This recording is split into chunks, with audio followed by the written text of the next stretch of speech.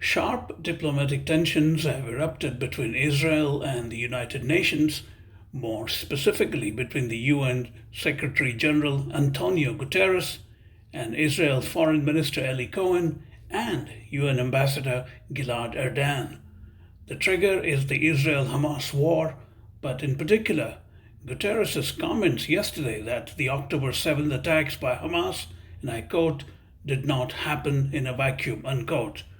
Erdan today called for Guterres to resign, a suggestion that the latter bristled at in an official statement this morning. I am shocked by the misrepresentations by some of my statement yesterday in the Security Council, as if I was justifying acts of terror by Hamas. This is false. It was the opposite.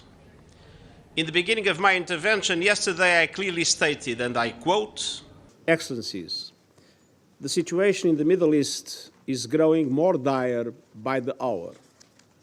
The war in Gaza is raging and risks spiraling throughout the region. Divisions are splintering societies, tensions threaten to boil over. At a crucial moment like this, it is vital to be clear on principles, starting with the fundamental principle of respecting and protecting civilians. I have condemned unequivocally the horrifying and unprecedented 7 October acts of terror by Hamas in Israel. Nothing can justify the deliberate killing, injuring, and kidnapping of civilians or the launching of rockets against civilian targets.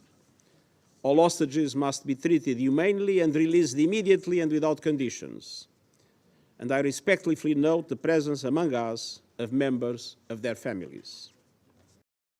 Yesterday, during his opening statement at the meeting of the UN Security Council, Guterres took a perfectly reasonable and balanced position on both the Hamas killings and the subsequent brutal response by Israel. He then broadened the context and sharpened the nuance, saying, It is important to also recognize the attacks by Hamas did not happen in a vacuum. The Palestinian people have been subjected to 56 years of suffocating occupation. They have seen their land steadily devoured by settlements and plagued by violence, their economy stifled, their people displaced, and their homes demolished. Their hopes for a political solution to their plight have been vanishing. But the grievances of the Palestinian people cannot justify the appalling attacks by Hamas, and those appalling attacks cannot justify the collective punishment of the Palestinian people. Excellencies, even war has rules. We must demand that all parties uphold and respect their obligations under international humanitarian law, take constant care in the conduct of military operations to spare civilians, and respect and protect hospitals, and respect the inviolability of UN facilities, which today are sheltering more than 600,000 Palestinians. The relentless bombardment of Gaza by Israeli forces, the level of civilian casualties, and the wholesale destruction of neighborhoods continue to mount and are deeply alarming. It bears remembering that Guterres was speaking as the head of a world organization representing 193 countries and not a partisan Israeli official. It was expected of him to take a balanced view, which he did, even while unequivocally condemning Hamas. However, the fact that Guterres took a balanced view with a historic context was offensive for Erdan and even Israel's Foreign Minister Eli Cohen, who was in the chamber when Guterres made those remarks yesterday. Tensions between Israel and the UN have a history since the very inception of Israel as a Jewish state. The UN was barely 2 years old and not fully equipped to deal with the problem, even as violence raged on in Palestine in the run-up to the unilateral founding of Israel.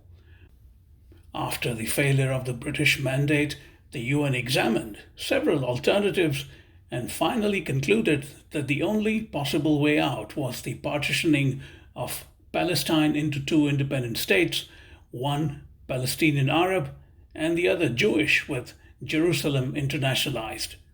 The partition plan did not work and failed to bring peace to Palestine. Violence spread into a Middle East war. In the midst of this founding crisis, on May 14, 1948, David Ben-Gurion, the head of the Jewish Agency, proclaimed the establishment of the State of Israel. 75 years after Israel's founding, its tensions with the UN remain as raw. For Israel, the October 7th attack is both fundamentally defining and wrenching one that ought to be avenged.